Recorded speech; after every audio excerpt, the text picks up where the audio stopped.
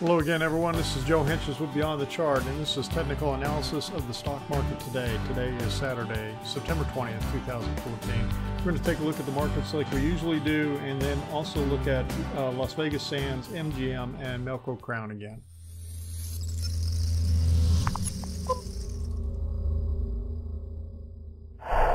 Okay, we're going to start off with the Dow, which is up 13.75 on Friday, and you can see that there's a little bit of a doji bar in here. It started to reverse in the middle of the day and then started to rally. They came back and reversed, and it looked like they were hitting it with sell programs right in the last few minutes and trying to knock it down, and they almost reversed it in here. The divergence is pretty close. It's clearest on the RSI. This point is slightly higher. It's fractionally higher than this one. But it's pretty close in there. The demand index, I'm not sure about the volume I'm getting from my data provider on the Dow Industrials and what kind of, what are they actually, is it really the volume on the 30 stocks? I'm not sure I trust it. So I'm going to just focus on the demand and the RSI and the DI plus and DI minus in here. Okay, and you can see that even the DI plus is lower in here on this point. Let's look at on a weekly basis. On a weekly basis, the ending diagonal is even clearer, and I had that outlined on the daily. You can see that it just looks like that's what it's doing for this fifth wave, and I do think we are counting 1, 2, 3, 4, and a fifth wave that we're trying to do. We thought that there was an ending diagonal in here, but with this rally and this turn up, this looks like the better picture. If we go back to the daily real quick, blow this up, shrink it down a little bit, you can see it. And we reverse right off that upper line, we'll see. And of course that was the top of the Keltner channel too. Now this line in here is the broadening line, the top of that broadening top line that we've got. And you can see, in here from the tops from 2000, 2007, and 2000, and now 2014. So we are bumping right along at the top in here. A little bit of a throwover. SPX daily, not so much a reversal bar, kind of a doji bar sitting up in here. Again, not being confirmed by the indicators. We look at the weekly chart, same thing, not being confirmed by indicators again. Now we're not closing below it hasn't rolled over yet. We've gone sideways. Last 4 weeks we have done nothing but sideways move. Okay, it's not progressing. The New York Composite was much more of a reversal bar on Friday. Okay, you can see it was an outside, what I call an outside down bar, where the high and the low were outside the previous day's trading range in here, and then it closed down. Now it didn't close below the 10, but the negative thing is we've got the 10 that's creeping in here below the 21 day, and it looks like we are trying to turn. So I am now calling this up here until this point gets taken out. I'm going to call this the fifth minute wave that we've got in here, and I will think it looks like 1, 2, 3, 4 in here, like 5 little waves making up this fifth minute wave. So we'll see if that holds and if that's the right scenario or not, but right now this is starting to act like it wants to turn down. Let's take a look at the weekly chart. It's not showing us a whole lot more. It's not closing below the 10 week. But again, nothing but sideways movement in here. It did not take out last week's range, not take out last week's high. Let's take a look at the NASDAQ. The NASDAQ, reversal or outside down bar again and closing down. Not so much of an engulfing bar like the New York Composite was. Let's take a look at the weekly. And again, we're just getting five weeks now of basically sideways and a lot of kind of doji action in here on the NASDAQ. These are not bullish bars by any means. This is like indecision, sideways type of action, and I think we are getting we're getting nothing but divergence and non-confirmation by our indicators. The next one I wanted to look at was the Russell 2000. I'm not sure why it. Let's take a look at the daily. And this one was probably the most bearish action on Friday, with this huge engulfing down bar, closing below the close of the last 3 days. Actually, maybe close 1146, 1146.92. Not quite. It didn't quite close below that close, but it closed below the low of the last 3 days, and pretty strongly down day. And again, you've got this 10 breaking down below the 21. So it just looks like it is wanting to roll over also. We look at the weekly on the Russell, and it is right at this trend line, okay? So it hit this trend line, bounced up, it's pulling back down, it's hit the trend line again. So we are at critical decision point here. This is the trend line from the 2009 bottom, okay? That's from the 2009 bottom back down here in March. Okay, so if we break this, this will be the first break, and probably not a good sign for what's happening, especially the way this thing is topping out. Okay, so that's the indices, and we can take a look at the short-term trading index. There it is. So we're still bumping along around this 0.9 area. We had a reading of 0.91 on Friday. The 10-day is at 0.91. And again, we're coming off that extreme reading on Tuesday of 0.84. And a lot of times that's a reading that we've gotten a few days to a couple of weeks ahead of a top. And as I talked about, we last got it over here on December 27th, back down in here. And all we have to do is go back and look at December 27th, and you know, it's right in here when we got that reading. And then we started to, you know, we were basically topping out and coming and then rolled over.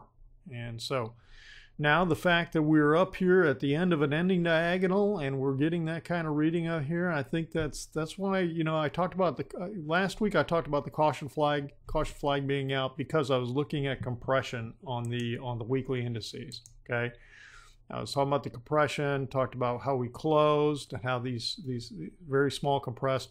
Well, then we get this bullish week in here, and you're like, okay, well, wow, we didn't go down. But no, I mean, it's, you know, that doesn't mean that the caution flag should go away. I mean, we're, you know, I still think that, you know, we're getting some indicators telling us that they're flashing. Let's put it that way. There's like a flashing yellow light that's saying, you know, warning, you know, something's going on here with this part of the sector or this part of the market. You know, you need to be wary. You need to be having your eyes open in terms of looking at everything in here. There was something else, some other point I was going to make about that, but I lost it. So we'll come back and maybe I'll remember it. CBOE, a volatility index, is well, we're up 0.08. So it got low and then it came back, and I don't know what to make of this except for the fact that we're getting down into this ultra low area again. I'm not sure I'm getting any kind of a reading in here.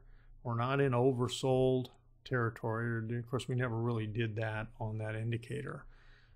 We are getting DI minus cost above DI plus, so I don't know. It's not really telling me a whole lot. The high-low index pulled back down.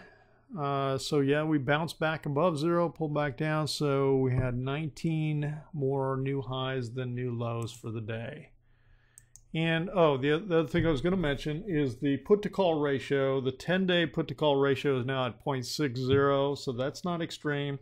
Friday's reading was 0.55, so it means 55 puts for every 100 calls. Okay, put to call ratio. So the reading 55. That was the lowest reading, which means the most bullish psychology since August 26th. So where was that? August 26th was right in here. Okay, so right here. So right now we just got on Friday the most bullish, which is negative, but the most bullish attitude in terms of put to calls since this day here. And so I like using the 10-day moving average a little bit more. We're not at extreme. We may get a couple more extreme readings up in here, so we'll have to watch to see what kind of activity we get Monday, Tuesday, Wednesday.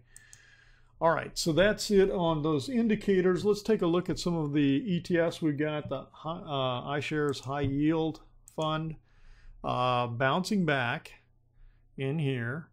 So I'm watching to see, do we take out this low point, because we had this sell off, we went to pretty dramatic new low, big bounce back up hidden here. This looks like 5 waves to me. We'll see if that plays out, and then we roll back over now. So what we're going to need to see if this is going to continue down is to be taking this out. So we just have to watch to see what this is telling us. And then the next one is the Market Vector Semiconductor ETF. And that had a big reversal down day, an engulfing bar outside the range of Thursday, and engulfed the entire range of Thursday, almost the entire range, but the entire body, and then closed down. So that's a pretty negative looking day for the semiconductor index. And let's see if that's the demand. That's the DI plus. The RSI, of course, is showing pretty significant divergence in here between this point and this point.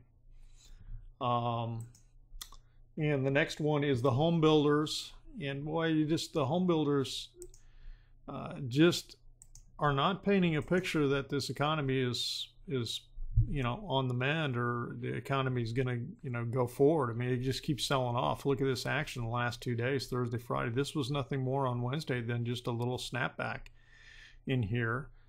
Now this is starting to look, pretty negative again. And again, we're in a downtrend. Okay, from this point, which was what, February?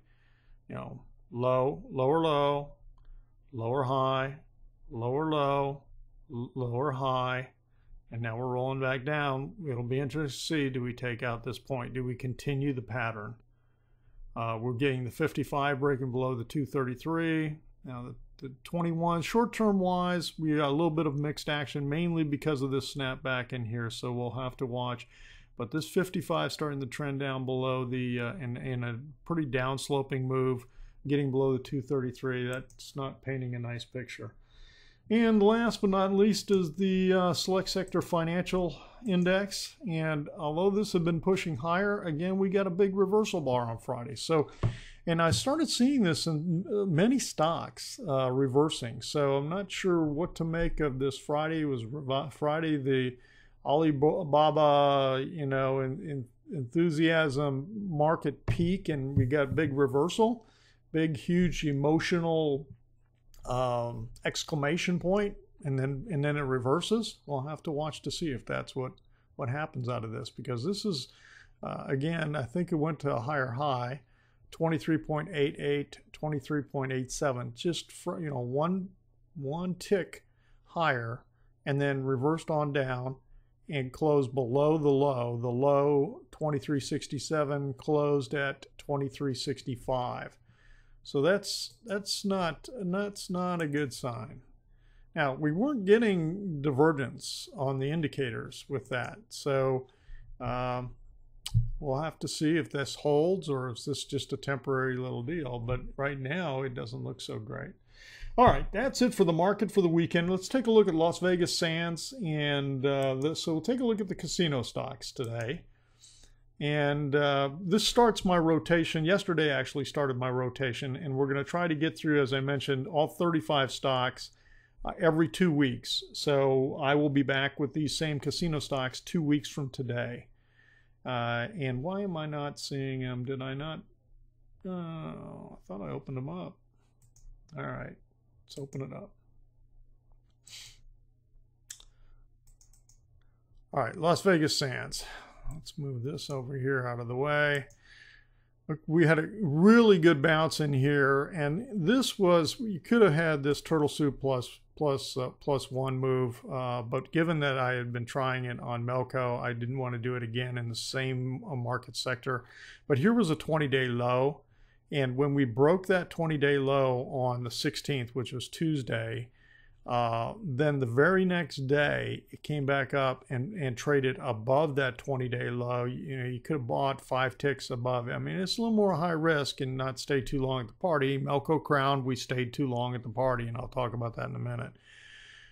So we got a bounce up here and a close above the 10. So because the moving averages are all aligned to the downside, all the trends are to the downside, I didn't want to look at trying to get into this thing until I had a couple of consecutive closes back to back above the 10. Well, we didn't get that. It pulled back down again. So we're going to have to continue to watch. I do think there's a good chance that this thing is bottoming in here. You know, we're getting divergence on the indicators. It broke this trend line on the demand index. We're getting divergence here on DI plus and DI minus. Divergence in here on the RSI, and it broke this trend line to the upside, which is a lot of times that's an indication that it's like a prelude to the RSI will lead, and then the pricing action will come along. Because when you look at what is this trend line is connecting this point, this point, this point. So really it's from this trend through here that it's saying it's broken that out. Well, that's not a clear on the pricing. That's not a clear trend line. So my tendency is to kind of connect these and bring it out up here, but right now it's a little premature. This is a steep trend line in here. So breaking that, you know, let's go ahead and put it in here. Breaking that trend line doesn't give me a whole lot of, you know, warm and fuzzies just because it's pretty steep. You break a steep trend line and actually hasn't broken that trend line yet. So you break that, you just get a little pop. You don't get usually a huge move out of it. If the flatter the trend line, like when it comes up, if it works its way back up towards this trend line and then breaks it, this trend line is a nicer, little flatter trend line. You get a much better signal, much better power coming off of a break of a trend line like that. All right, let's take a look at, I didn't open it, MGM Resorts International. Okay, MGM Resorts International. They're all doing the similar type thing, okay? But this didn't pull off the turtle soup plus one indicator because it didn't, on the next day after breaking it, it didn't come up and trade below here. And it hasn't traded. So this is weaker. Okay, so actually in the way things are looking, I think Melco looks like the strongest, and I'll look at it in a minute. Las Vegas Sands was the second strong, and then this is the weakest to me of the three. And of course, I don't have a chart. You know, I'm not closely following when I periodically look at it. But see, what I think is happening here with MGM is I do think that we're getting a little bit of a, you know, A, B, C type move. And if we look at that and say, well, okay, if this is A, let's say it ends down in here, and then the end of B, C equals A right here, 21.5. So there's still the possibility that this could come back down a little bit further and break down. So given the fact that it's been weaker, the actions have been weaker, this may still have a little bit more to the downside before it goes. And then, of course, the last but not least is MPEL, Melco Crown Entertainment. And this one, again, you know, solid move back above. Actually, the day we got washed out on here, it came back and closed back above that point, and then it continued the rally the next day, come up here, but this did not close above the 10. And then yesterday, the sell-off action, it tried. So it's trying. I think these are all trying to turn in here. And again, I've talked about this divergence here, and here, and you know, this break of this trend line. So it's giving me an indication that it wants to go. It just needs to, we get a couple closes above the 21, I think it may be something you know, worth taking a shot at again. So we'll have to keep an eye on that. All right, that's it for the casino stocks. That's it for the market update for the weekend. This has been Joe for Beyond the Chart. If you felt like the video was helpful and beneficial, please share it on social media. And if you're not a subscriber, subscribe. Just click on the little red box in here and first name and email, and you'll be able to download the PDF I've got for you, which is free, and then you'll be able to follow the Trade Ideas webpage, get access and notification when I put out new posts and things like that. So, all right, we will be back again tomorrow with Trade Ideas. Have a great weekend, everyone. Talk to you soon.